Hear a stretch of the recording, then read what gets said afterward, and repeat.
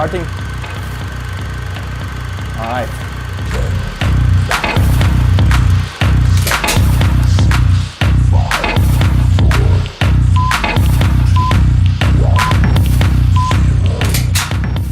Okay, fans of Gridman, Tokusatsu man children, Rika fags, feet people, regular anime viewers, and other narcs. Listen, I know I have a tendency to alienate as many people as possible in the first seconds of a video I spend months making, but please don't shut me down here and hear me out. When I started watching SSSS Gridman, I thought it sucked. I'm going to be honest here, I don't like Gridman. Personally, not a fan of the CGI, not a fan of the characters. Why is everyone freaking out about Rika? I'm really trying hard to understand her appeal. Yeah, no, I get it, she has thick thighs, she's pretty hot. Even though Akane is like, cuter. But I don't think that's enough for me though. That was my impression after watching the first 2 episodes, and at that time, the series stood at around 3 out of 10 for me. I love Trigger, it's my favorite studio, but this to me felt wrong. Not because of the style or animation, which I wasn't a huge fan of either, but it felt like it was missing something. It was missing the Gainax soul, the soul that is now carried by Studio Trigger, a philosophy explored through Trigger's main body of work, you know, the Gainax soul. But we'll get back to that later. It's a Trigger show after all, so I continued watching till episode 5 and it still sucked. I mean, come on. I get that you like to see giant robots fighting and you have nostalgia for tokusatsu, but there is nothing of substance here. I dropped the show there, dismissing it as garbage. After the show finished, to my surprise, I found people on social media praising the hell out of it. Trigger's best show? What are you guys smoking? I had to see what this was all about, so I said fuck it, let's give it another chance because I want it to be good too. Turns out they actually weren't just smoking, they were holding their bongs with their both feet and they forgot that Kill la Kill exists. However, with each episode after 5, the series gradually rose to a 4, 5, 6, and upon completion, a 7 out of 10. I get it. I get the message of the show, and I really like it. Trigger made another fantastic show. However, there were still a few things that I didn't fully grasp, a few minor things that kept me from rating it even higher. After a quick discussion with my friend on Discord, reading up on it a bit on a few boards, checking out the old Gridman TV series from 1993, a rewatch and deeply thinking about it, Gridman now stands at a solid 8 out of 10. This never happens. Gridman is special, and I don't say that lightly or to build up hype. I really mean it. But it didn't start special.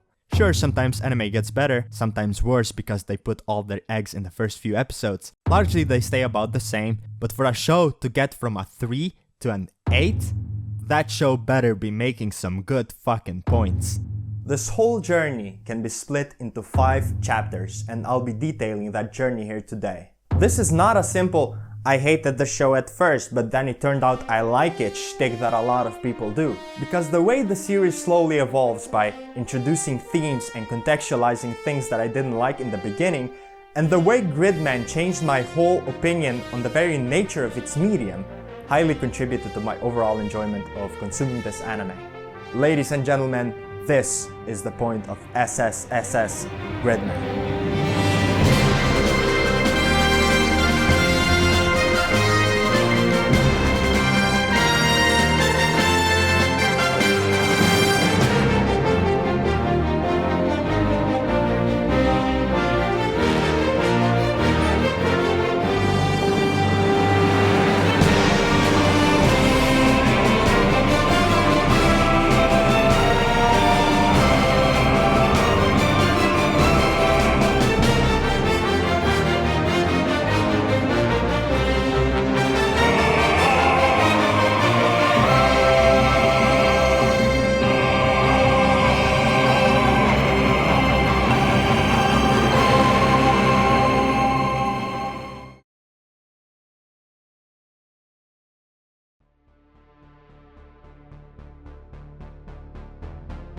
Ever since Trigger announced SSSS Gridman at Anime Expo alongside Darling the Franxx and Promare, Gridman always seemed odd to me. I am by no stretch a tokusatsu fan. Even though I did like Power Rangers and like Beetleborgs when I was a kid, I don't look at those too fondly anymore because I see them now and I'm like, yeah, this is gross and terrible. But even people who are don't often talk about Gridman. It's usually Ultraman, Kamen Rider, or Super Sentai, aka Power Rangers in the West. But Gridman? What the fuck is a Gridman and what is Trigger even trying to do with it? After all, Tokusatsu was mostly designed to sell toys. Why would my favorite animation studio try to stain its stellar original portfolio by making a show inspired by a shameful franchise, a lower class property, a cash cow designed only for dumb kids and low-life incels? After I watched those 2 first episodes and made that first impression video, I didn't even mention its biggest problem for my poor attempt at comedy. Regardless, I kept up with it weekly until episode 5, wanting so badly to like it and get it. And yeah, it got a tiny bit better. But largely, I still had the same problems with it. The characters lack personality, the city and the atmosphere around it felt empty. People tried to compare the atmosphere and lack of music to Eva, but Eva has a much more depressing and foreboding setting, and I thought Gridman's lighter characters and story didn't warrant the same tone. I hate the opening song playing at the end of each battle. The CGI is ugly and people who say, "Bad CGI is good because it reminds me of this other bad thing that I liked when I was a dumb kid," are retarded. I didn't like much of anything, to be honest, but my biggest problem of all is that it lacked the powerful themes, the classic Gainax soul. No positive life-affirming messages about individuality, taking responsibility and other great things that you usually get in a regular Trigger or Gainax package. There were hints of a theme about adolescence with this unattainable teenage romance thing going on, but even that was weak. There was no thematic reason for me to care about anything in the show. It just felt like a bunch of nothing. It felt like a shallow skit cartoon meant to sell toys. Like the old shows, which normally would be fine, it's not for me, there are plenty of shows like that. But this one is made by talented people at Trigger, for which I have an enormous amount of respect, and for me, that's the worst possible thing they could have done. I dropped the show at episode 5. My early suspicions turned out to be true. Little did I know that some of the reasons for which I initially hated it turned out to be the reasons I now like it.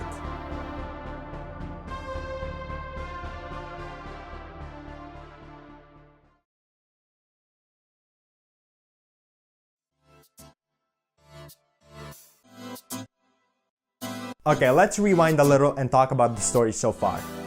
What actually happened in those first 5 episodes? Not much, but I still think that recapping the show in dry exposition would be boring for you, and I think I've become fond of delivering exposition through some bars and a fire beat. So let's do that.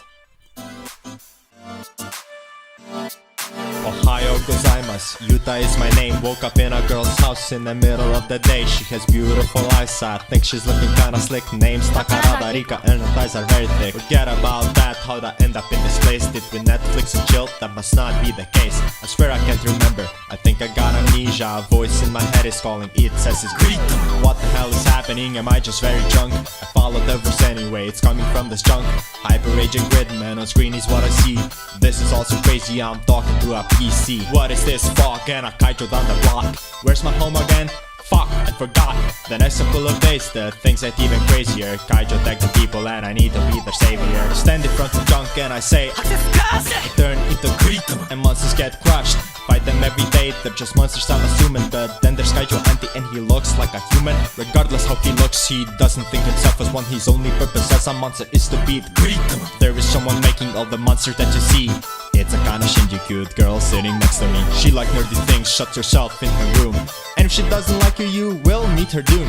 But she's liked by everybody, she's a perfect waifu. Too bad I see past that, it's Rika who I'm into. There's also my friend Utsumi, he's just kinda there. He has a crush on Nakane, but you won't really care. Rika, me and Utsumi, joined by Neon Team. We formed Gridman Alliance to stop Akane's dream. Now, episode 6 is mostly an exposition episode, which is delivered in a pretty cool way, so I don't mind.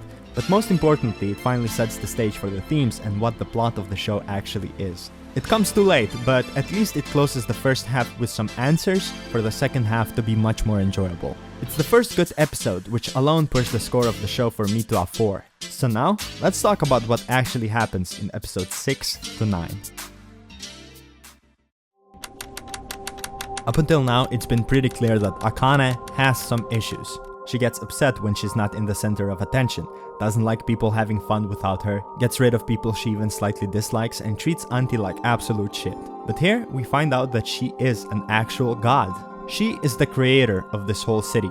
There is nothing beyond it. It's a small fabricated reality that she created to her own liking, and this city is her everything. That's why she gets rid of anything she thinks doesn't belong in her utopia. She destroys it and rebuilds it with the help of kaiju that are also made by her. And that strange fog that's been present is a toxic gas that puts people to sleep and rewires their brains so they forget anything bad ever happened. Kaiju are created by Akane and put into form by Alexis. To materialize them, he draws power from Akane's sad heart. The more miserable she is, the stronger the monsters. Though Alexis is not the main focus or the main villain of the show, because that title belongs to Akane, he is the main evil of the show. A hyperdimensional being that is rather one-dimensional. You know, evil guy doing evil things for the sake of evil. But for now, all we need to know is that he's using her negative emotions for his own gain in exchange of letting her be the god of this world by creating her ideal place. But at the end of the day, Akane wanted for all of this to happen, and it was her own decision. At this point, it became clear to me what the show was actually going for. Akane is depressed and is running away from reality. Her creating her own Final Fantasy. Her creating her own Final. I almost said final again. Her creating her own fantasy where she can escape to is really just an allegory for escapism. And that's the show's main theme. Escapism in itself is not necessarily destructive if used in moderation, but that's not what we're talking about here. When enough things don't go our way, we start to feel like the world is against us. It starts feeling like we don't belong. This perpetual feeling can often lead to depression. We start to doubt ourselves and our ability to pursue our own values in this reality. So, we look for alternatives, usually fiction. Obviously, that's not always necessarily the case, but I can only speak from my own experience here, and trust me, I've been there. It's not an uncommon theme in fiction, but it is something I can relate to, and I was happy that Gridman chose to go in this direction. Now, the question became, how will Gridman tackle escapism and depression? What are the answers that the show provides to this problem? The thematic exploration for me is what gives a show depth, so this to me is obviously the most interesting aspect. If the answers are satisfactory and are explored in an interesting way, I might end up liking this anime. Well, the real message of Gridman starts manifesting right after episode 6. Episode 7 starts. We're in class, and the teacher says this. これどういうことかというと、自分らしさを見つけられない場合、自分とは何ぞや、そういうのが言えない状態ですね。Akane is a god who created everything in this world. But the problem is that there are a few people defying her. As for example Yuta. He even rejects her in this episode, when in act of desperation she all seductively appears in his apartment and asks him to join her. But Yuta is the main protagonist, he is Gridman, so that's kind of expected. Auntie, however, was made specifically for one purpose, to destroy Gridman. When Gridman first appeared, Akane made a kaiju specifically to combat him, with the ability to copy his moves and use them against him, thus the name Auntie. He even says so himself. He identifies as a kaiju made to beat Gridman, but even he starts defying his own god. Immediately he takes his purpose upon himself as a selfish pursuit. 君何してるのこんなところで。グリッドマンを倒したい。奴が現れれば、俺は自分の意志で怪獣に戻れる。そういう設定だっけ？いちいち覚えてないし。He starts creating arbitrary rules for when he can attack Gridman, and not listening to Akane when she tells him what to do, walking into her room while she's away and making a kaiju without her knowing. He may be a predetermined kaiju, but he eats, breathes, and looks like a human, and soon starts creating his own identity. Okay, so those are our two little villain characters, but where do our heroes fit in all of this? Yuta is Gridman, he has a crush on Rika, you know, a boring main character. He good, they bad, beat bad guys, a pretty bland guy. Utsumi is his best friend. He's a nerd who likes tokusatsu, kaiju, Kamen Rider, stuff like that. He's the one who created the Gridman Alliance, and he often helps Gridman beat the kaiju with his knowledge about Toku. But we'll get back to those two a bit later. But what is Rika's role in all of this? By now, the Gridman Alliance knows that Akane is the one creating the kaiju, and now their objective is to stop her. In episode 8, Akane straight up tells them that her plan is to unleash the kaiju on the day of the school festival. Yuta and Utsumi immediately start devising a plan on how they're going to fight the next monster, but Rika doesn't really like their approach. She never bought into this Gridman alliance crap in the first place. Her only involvement was that Yuta happened to wake up in her house after losing his memory, and it just so happens that the junk where Gridman is also located in their store. She was sort of dragged into this, but never felt like she was doing much. Now Utsumi is getting excited about this fight, talking about how they're going to beat her and that this is their only way to stop her, but Akane is Rika's friend and she's not on board with this plan at all. Thus, Utsumi criticizes Rika for being too emotional. This creates a conflict between Utsumi and Rika, which Utsumi sees as a conflict between logic and feelings. Whereas Yuta and Utsumi ask Akane to postpone the fight to another day, Rika is all about convincing her with empathy. Rika's role in the show is to make Akane soften up and realize the value of friendship. But of course, the issue is that Rika is told over and over that she only likes Akane because Akane designed her that way. Are Rika's actions predetermined, or is she acting out of her own free will? This makes her think and is what sparks her new approach.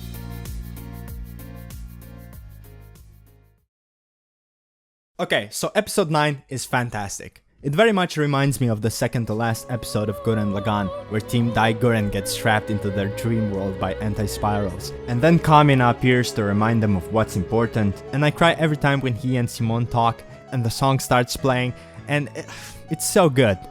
Yeah, this episode is kind of like that, except it's nowhere near as good. But you know, nothing is, because Gurren Lagann is the best show ever made. Yes. It's great. Episode 9 still pretty damn good though. The CGI looks great in this episode. The animation, directing, art, composition, everything is at the tippity top. But what stands out to me the most is the atmosphere. Cutting back and forth between the dream sequences lacking in music, making them feel like something is off, and then breaking the silence by the bell signaling the approaching train while Akane is standing in the rain at night, red light aggressively piercing the dark tone matching her depressed and desperate state.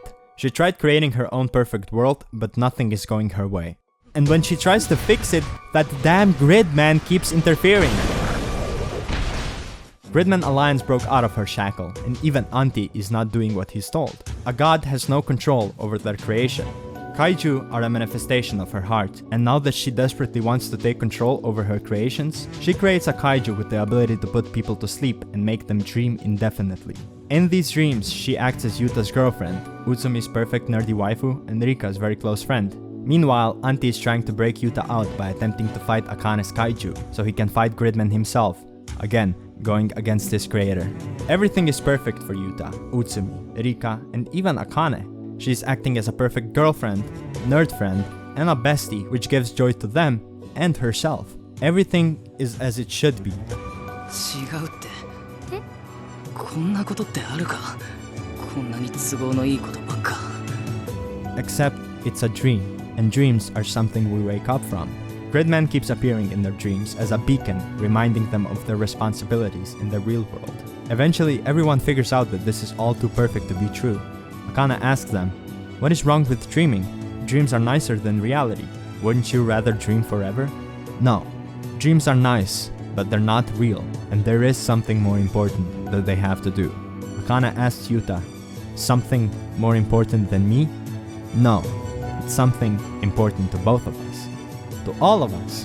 We all have a responsibility, something that only we can do, a responsibility to ourselves.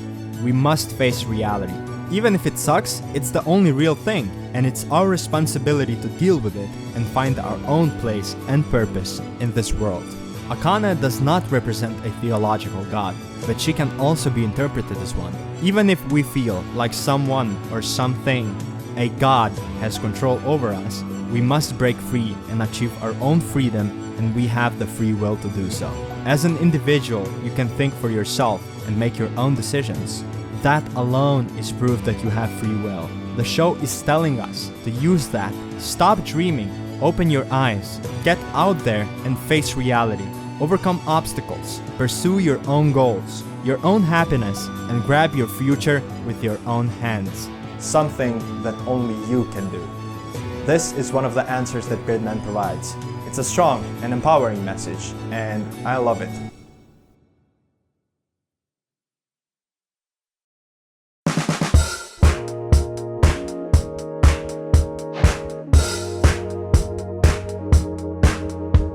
When I'm furthest from myself, feeling closer to the stars. I've been invaded by the dark. Then I recognize myself and I feel I'm replaced. I can feel it kick down in my soul, and it's pulling me back to earth. Let me know I am not a slave, can't be contained. So pick me from the dark and pull me from the grave, 'cause I still feel alive. It is hopeless, I start to notice, and I still feel alive. Falling forward, back into orbit. Oh, and I still feel alive. It is hopeless, I start to notice. Oh, and I still feel alive. Falling forward, back into orbit. Yeah.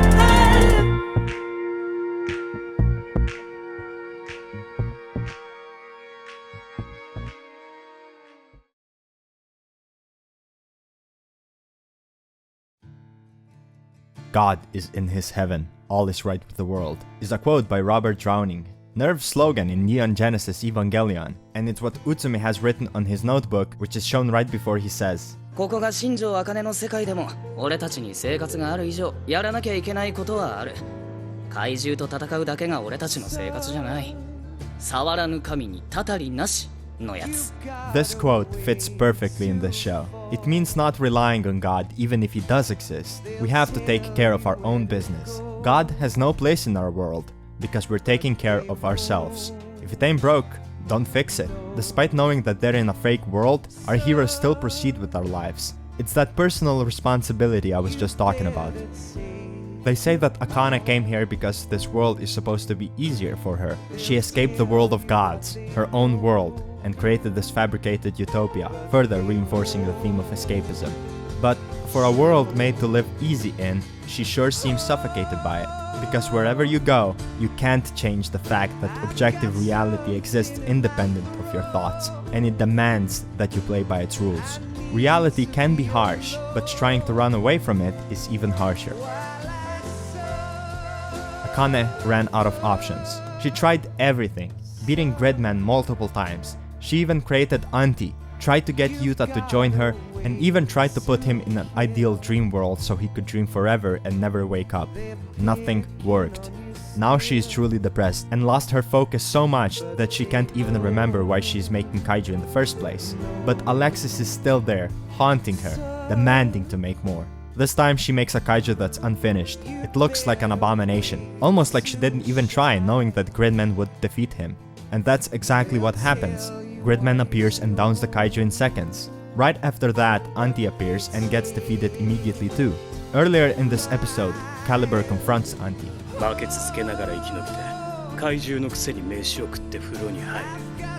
生きていなければグリッドマンに勝てない。なぜ俺を殺さない。なぜだ！ Auntie studied humans and got too close to them. He's a living being with a heart now. Gridman won't steal the lives of the living. Both defeated, Auntie finds Akane and shows empathy by offering his god an umbrella. Now even Akane tells him that he's not a kaiju anymore, in one of my favorite dialogues of the show. 君は私を探してたでしょ。怪獣はね、人に都合を合わせたりしないよ。いるだけで人の日常を奪ってくれる。それが怪獣。私は人間みたいな怪獣は好きじゃない。 She sends him off to go and do whatever he likes. He is a failed creation. In that moment, the unfinished, ugly-looking kaiju she created earlier sheds its skin to reveal the real monster she created. Akane is sad, aimless, unstable. She hates her world and she hates herself even more. And remember, kaiju are a manifestation of her heart. This kaiju goes around causing havoc, destroying the city and the kaiju in charge of repairing it.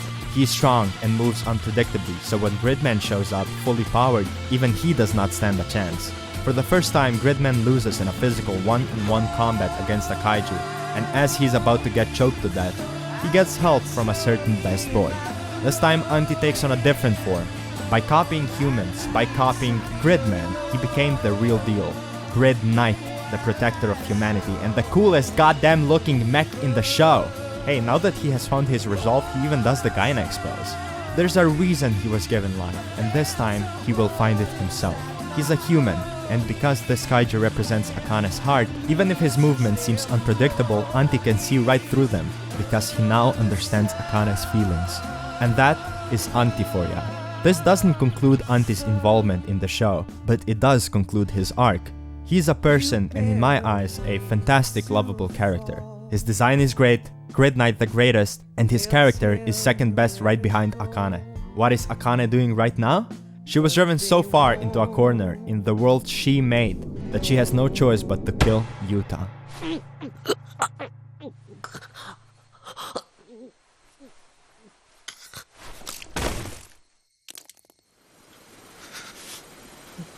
私刺しちゃった。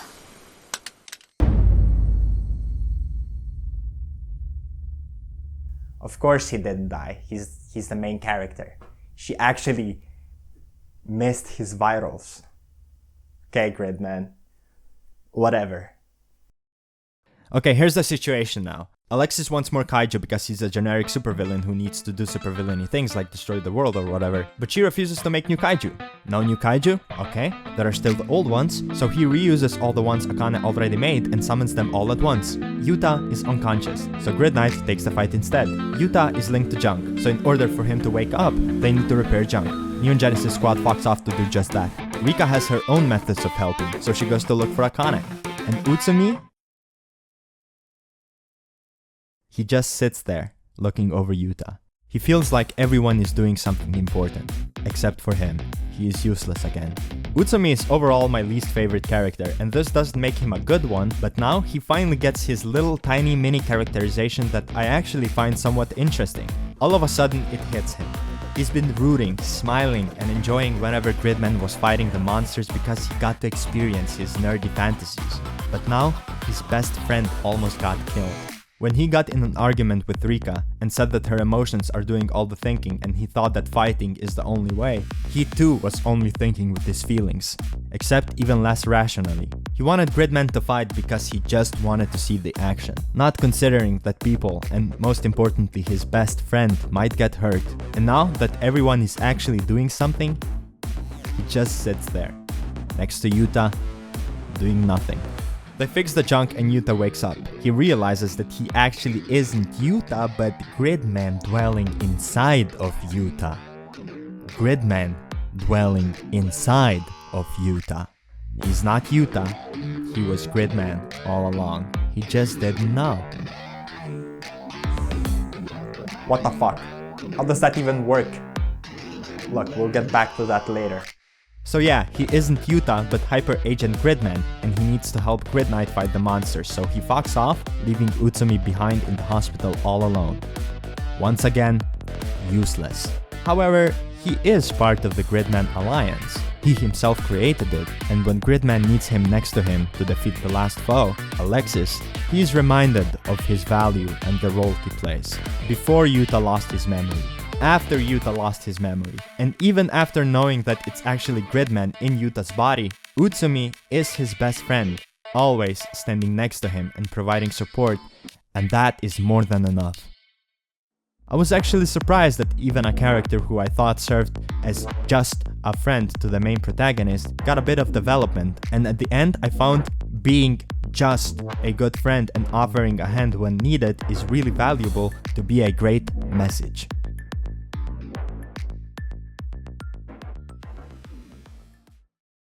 Meanwhile, Rika finds Akane and once again tries to convince her that she cares about her. She has friends and is not alone. But then again, Akane still rejects that because she thinks that Rika only likes her because she was set up like that. But then, Rika asks her, "What do you think about me?" And then, that shithead Alexis interrupts and we don't get the answer. But remember that question, I'm gonna get back to it. Gridman and Gridman defeat all the kaiju. But now that Akane won't make new ones anymore, Alexis turns her into a kaiju instead.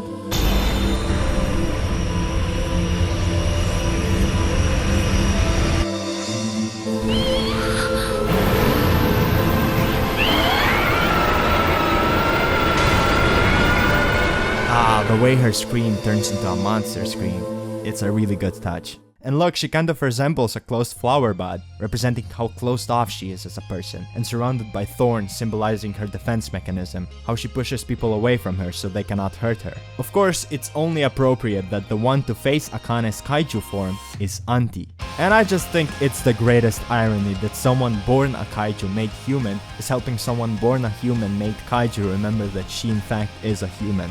And the way this is all done too, how Auntie opens her shell, plunges himself in and pulls Akane out from the dark where she's being held down into the light, it's just incredible.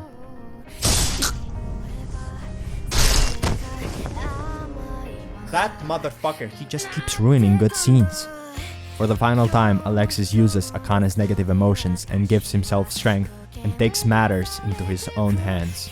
Gridman Alliance being finally fully united, now combined to form the true Gridman, and now the final battle begins. At first, Gridman has no trouble taking Alexis on, but as it turns out, Alexis is immortal.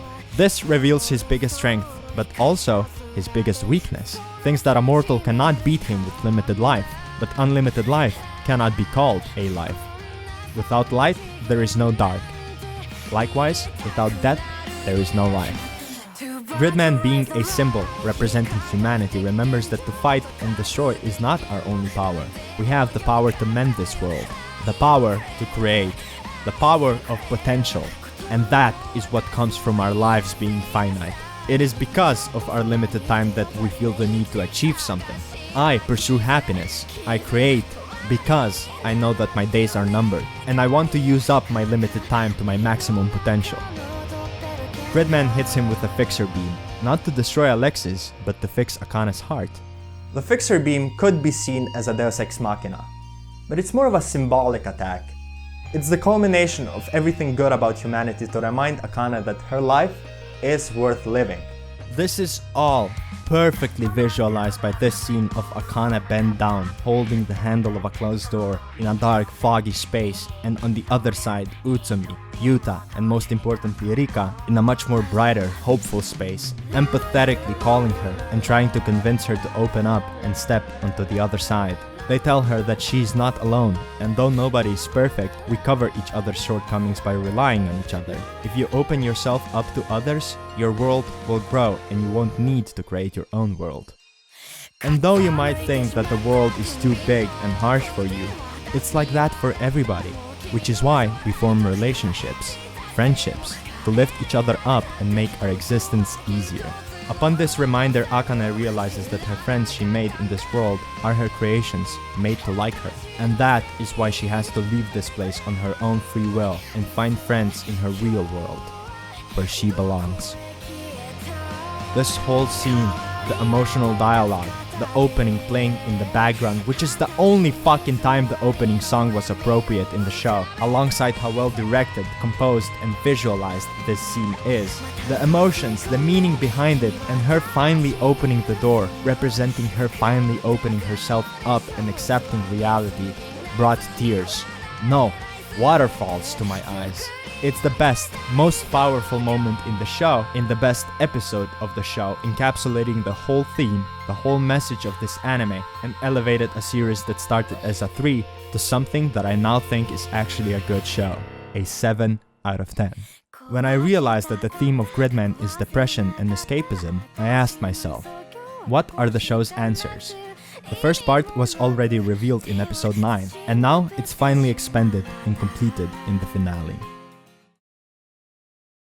Some of you 400 IQ people might think it's generic and obvious, but most solutions and the best solutions to our world problems are generic and obvious. Reality exists independent of our thoughts, and we are selfish individuals required to think rationally, to maximize our own happiness and to survive. Once you understand that, playing by the rules of nature is not that hard. But there are distractions, so we forget. Art like this exists to remind us of that.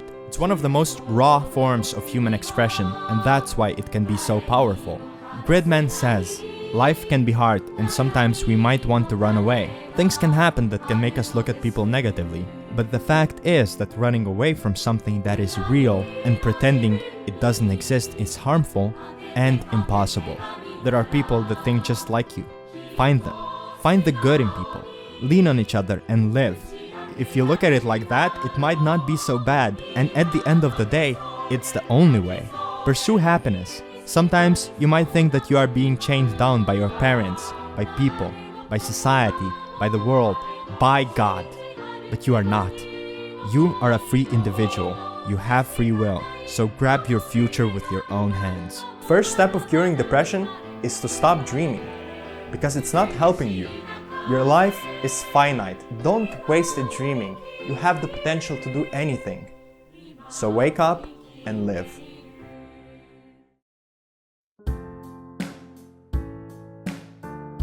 After the final showdown, it's time for our cast of characters to part ways. Rika encourages Akane to return to her world, live, and to make an impression. On one hand, she wishes for them to be together forever, but on the other hand, she also wishes the best for her friend, meaning she wishes that her wish never comes true.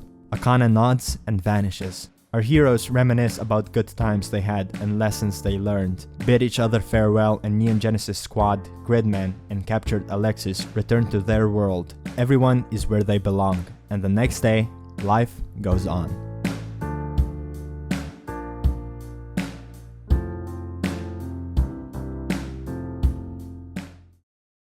Credits roll, the show is over. I get it. I get what Gridman is about, and I like it. But there are still a few minor things that I don't understand. So, what really happened to Akane? She just vanishes. Also, what the fuck was that thing about Gridman dwelling inside of Yuta? And why Yuta? They say Gridman chose him for a reason, but what is that reason? Also, who the fuck was that lolly girl in episode 6? How does this world even work? What is up with junk? Digital cyberspace makes no sense. Who was Alexis? Why was he there? God damn it.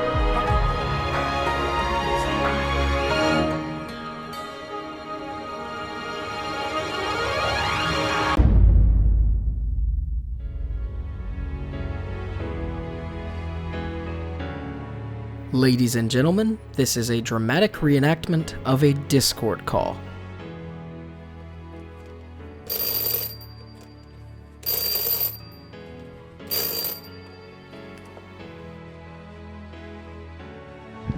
What the hell? Why is ManMode calling? Hey, what's up, ManMode? Yo, Evan. I take it back. You were right. Gridman is good. What did I tell you, man? By the way, what do you think about the ending? Oh, it was great. Thematically, it came full circle, and I love it. Though, there are still a few things that I still don't kinda understand. Oh yeah? Like what? So, they saved Akane, she went back to her own world, but we don't really see her afterwards. I mean, look, it makes sense thematically. I just wanted to see the actual aftermath. Wait, what do you mean? Did you really watch until the end? Yeah, she just disappears after she says goodbye to Rika. But after that, she's nowhere to be seen.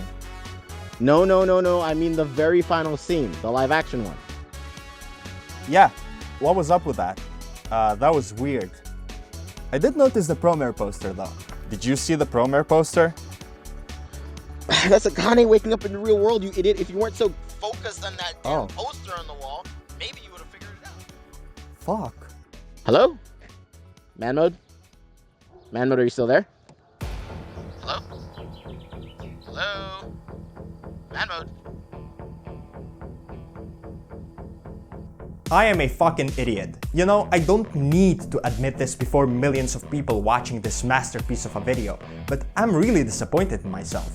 I pride myself as a guy who has a good reading on media. I have a lot of life experiences from interacting with millions of people to consuming different media. Movies, games, ballet, opera, theater, and other literature. I'm a cultured guy is what I'm saying. Different jobs, performer, teacher, organizer, construction site, and even standing behind an assembly line and repeating the same motion like a robot. Different people, hundreds of co-workers, married, divorced, young sluts and morons who just turned 18 and want to party, and I've even been there myself. Had to take care of hundreds of kids, from ages 6 to 16, normal, autistic, panny shitters, fatzos, sunshines, spoiled brats and other retardations, but enough with the humble bragging. I've got experience is what I'm saying. And with experience comes perspective, which helps me understand and have a good reading of media. After the credits rolled, I was so deep in thought and emotional that I completely forgot to pay attention. When the final scene came up, all I saw is the Luluka plushie and Promare poster that I completely dismissed what was actually going on. This is just Trigger being weird. You know, artsy-fartsy Trigger shit, I thought. If fucking Evan at Zero didn't tell me about it, there's a chance I would never find out and I would end this video at chapter 3. You know how embarrassing that would be? Anyway, let's talk about the scene.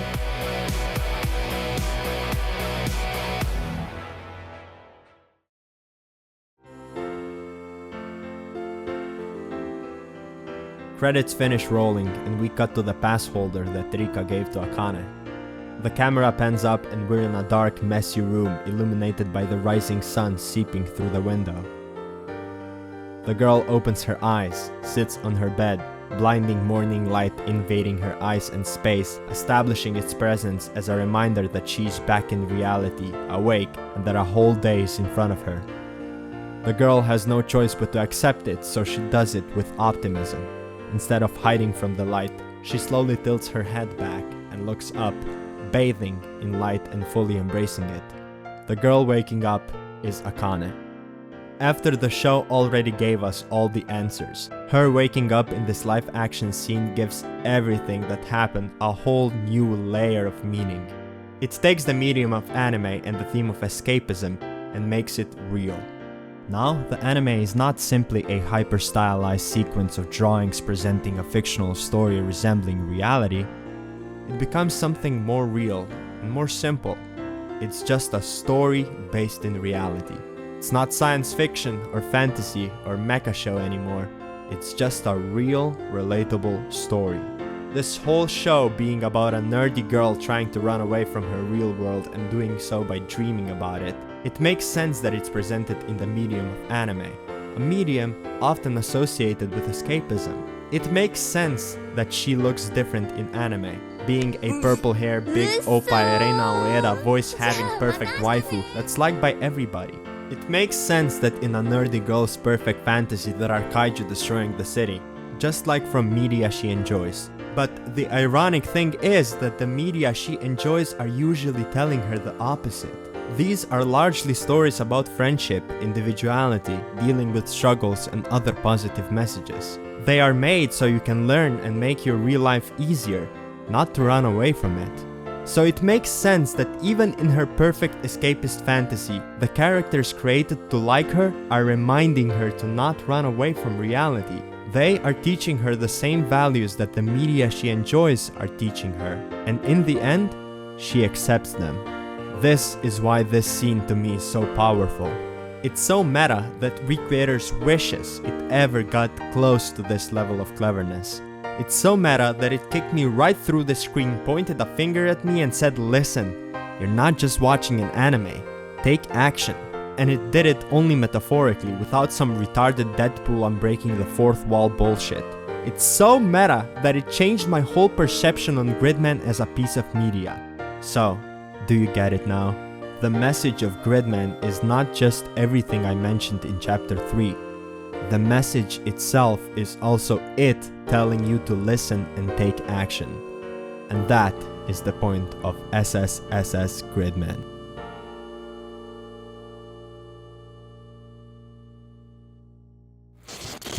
Or is it?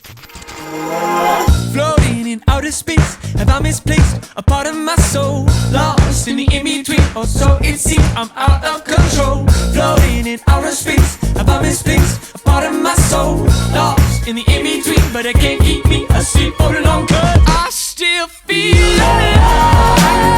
It is hopeless, I start to notice that I still feel alive. Moving forward, back into open. I still feel alive. It is hopeless, I start to notice that I still feel alive. Moving forward, back into open.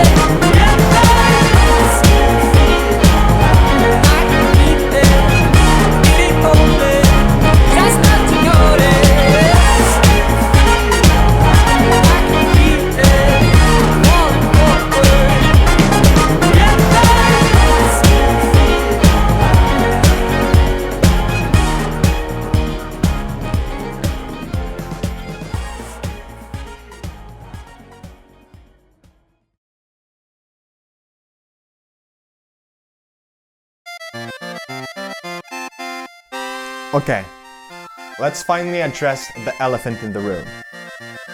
Are Rika and Akane gay? At first, I didn't see it like that. The thought didn't even cross my mind because it's not the point of Gridman. But after I saw Pedantic Romantic's video and a bunch of others talking about it, I changed my mind. I thought, yeah, they probably are. It's still not the point, but are Rika and Akane gay? No! When I started my rewatch of the show in preparation for the script, I kept two things in mind. First, I was going to look at Rika and Akane's relationship more closely, and the second was something that I was hinted about on 4chan. Some random anonymous on 4chan said something along the lines of, Rika and Akane are the same person, you fucking retarded nigga. Akane in the final scene obviously has black hair just like Rika, idiot. Stop speed watching. I didn't pay much attention to it, but I wasn't ready to dismiss it just yet. I rewatched the whole show and to be honest, I didn't think much of either theory. Not until I got to this scene in the final episode. なんでユータにグリッドマンが宿っちゃったんだろう。響くん、茜の隣の席だったし。そんな理由があるかよ。多分それだけじゃないと思うけど。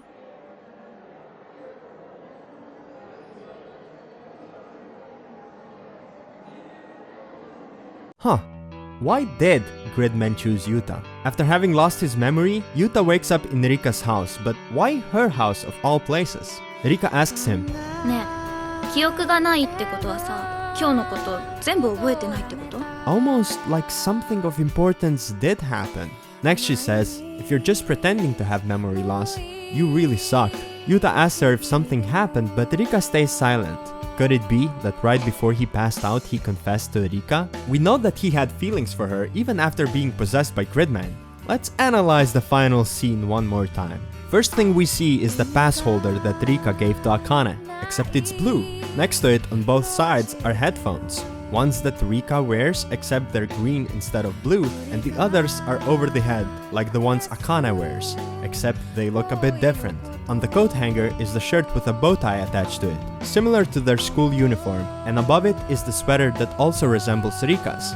Lastly, of course, her black hair does resemble Rika's, and the camera is positioned almost like they're trying to make us pay attention to it. Next, if this whole world was created by Akane, it wouldn't make sense that there are things that she doesn't like in the first place. Now, if we combine this and everything observed in her room, it would make sense that this whole city is also a copy of her real city. Same locations, same people, same objects, except changed a little, such as colors. With that said, we can also assume that Yuta is someone she knows in real life. Akane made herself look like an idealized woman and she took the protagonist seat in the classroom. And next to her, she put Yuta. On the other hand, she put Rika on the opposite side of the classroom, farthest away from her. I can't help but think that this was a very deliberate choice. She likes Yuta, but would rather keep Rika at a distance. The only reason Akane starts talking to Rika at all is to ask her about Yuta. In the first episode, she is the one to offer Yuta special dogu and kills the person who smushed it. Coincidence? I think not. Finally, let's revisit the question right before Alexis interrupts. After just being told that she only likes Akane because she was designed that way, Rika asks her back, "But what do you think about me?" This can have romantic implications, but let's assume that Rika and Akane really are the same person. If we take everything so far into consideration, this would be about self-acceptance. It would fit perfectly thematically, because you can't really accept reality if you don't accept yourself first. And hey, this would also recontextualize why Rika is the only person in the show who is actually trying to save Akane, because it would symbolize that deep down, there is a part of Akane that wants to save herself. Now, back to why Gridman chose Yuta. Akane is surrounded by everyone, because she made it so everyone in the classroom likes her. But here we have a boy who has eyes for Rika instead. If Rika was a random person, this wouldn't make much sense, because surely people in this world are not all in love with Akane. I assume they have normal relationships and families. But if Rika is the real-life version of Akane, and if Akane in real life likes Yuta as evidenced by the position of the seat, special dogo, and even the dream where she's Yuta's girlfriend where she says, "This is how things should have been," Yuta instead likes Rika, who is the real version of Akane. And if Akane in real life likes Yuta as evidenced by the position of the seat, special dogo, and even the dream where Yuta is and she says, "This is how things should have been," Yuta instead likes Rika, who's the real life version of Akane. And if Akane really likes Yuta as evidenced by the position of the seat, special dogo. Do you see now? Gridman chose Yuta not only because he was the most likely person to act out of his own free will, but also because he chose Akane's real-life counterpart, Rika. And I would like to believe that Akane, seeing how her crush Yuta chose her instead of her idealized version, also contributed to her eventually accepting herself. Or maybe I just don't get Gridman because I don't think it's gay. But hey, that's just a theory. Who the fuck do you think you are? A gay theory.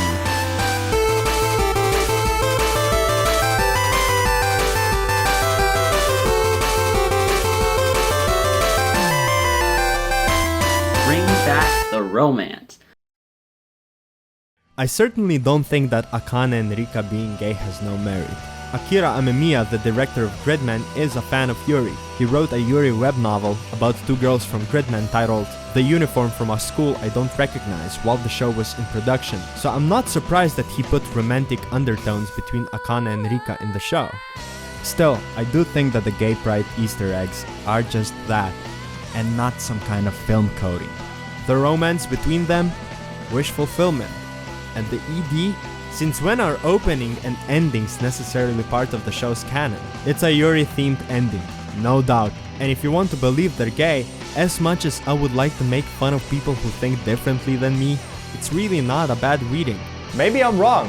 I just prefer my interpretation because I find the evidence more compelling, it's from the show directly, and it makes more sense thematically. I do think that one of the show's big answers is also self-acceptance. Now, is this the true point of Gridman? No, we're not quite there yet.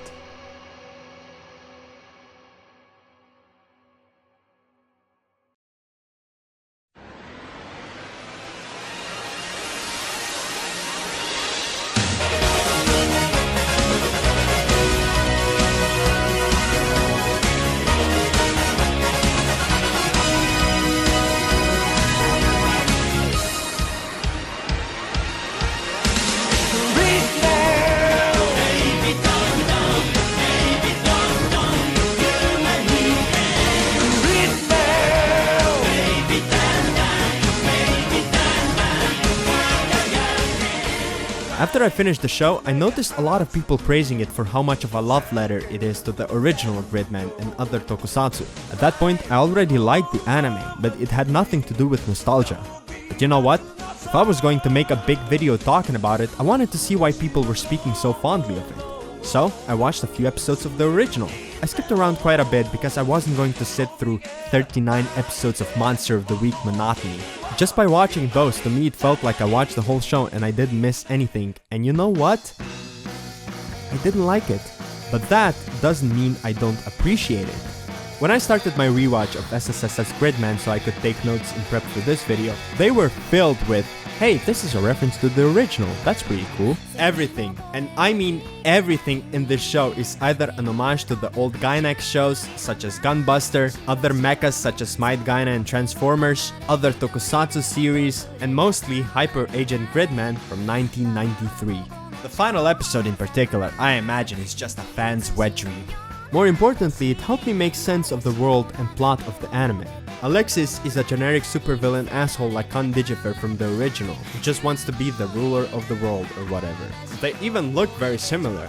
So Alexis finds a girl who is unsatisfied with her life and uses her negative emotions for his self-gain, in exchange promising that he will fix her problems. Same thing happens in the original.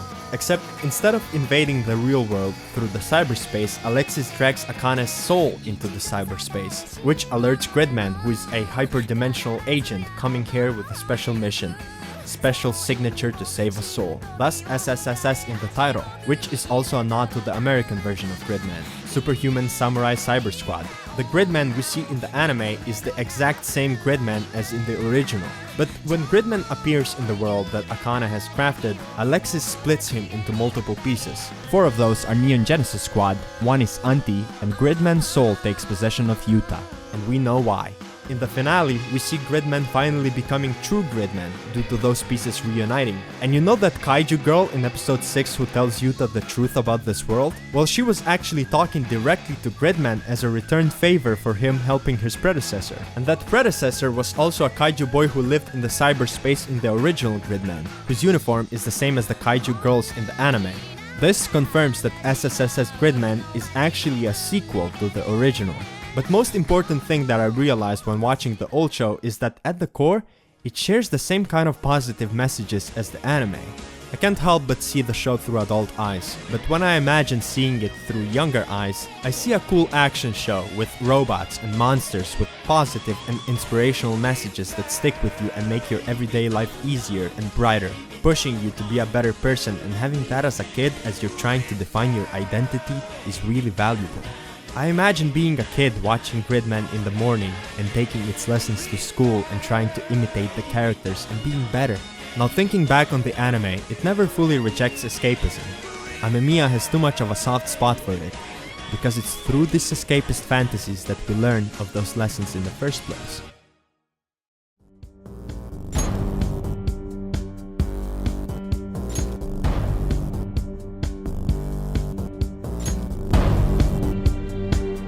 The way this whole franchise kept me discovering and learning about new things highly contributed to my overall experience. Now I can look back at the complaints I had at the start and see how the hate was not really fair. In fact, I'm a little ashamed of it. Upon rewatch, while the first 5 episodes were still very boring because they lacked any thematic substance, at least it made sense why they were the way they were. I still don't like how still and empty the world feels. But it makes sense that it's that way, because it represents Akane's stillness and emptiness in her heart. A lot of times I still don't like how Gridman and some monsters look in CG, but you know what? I can kinda see why some like it. And I'd be lying if I said it didn't grow in me just a little bit too. I still hate the opening song playing in each battle, but it makes sense because that's what the original was like. My suspicion of this being a shallow kids cartoon meant to sell toys was completely turned on its head. Amemiya lures the old tokusatsu audience and the new anime fans, shows tremendous amount of love for everything mecha, Gainax, and Toku, and because he loves those so much, he also criticizes the negative aspects, such as escapism. If we look at it through this lens, the episodic nature in the first 5 episodes, though still very tedious, it again makes sense. And hey, sometimes to make a larger point, you gotta plant the seeds in the beginning, even if at first it seems a bit boring and unnecessary. Sort of like this video. I cannot summarize the point of Gridman in one sentence. The best I can do is point you to this whole video and say, everything I say here, this is the point of SSSS Gridman. In a sense, it's very simple, but it's also very layered. This is what I meant when I said that Gridman is special, and I hope I conveyed how much I meant it. Is SSSS Gridman ManMode? Yes.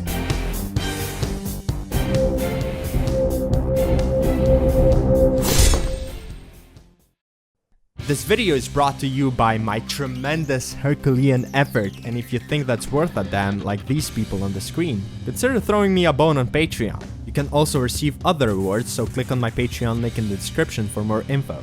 There are 2 more big videos, probably not as big as this one, but still, if you like this, you should like the upcoming 2 videos as well. So subscribe, hit the bell, and Patreon. Also, follow me on Twitter if you want to see me repost cute anime girls and occasionally make memes. Just follow me, and hit the bell, and Patreon, and you know, fucking, I'm making long masterpiece videos here. Help me out.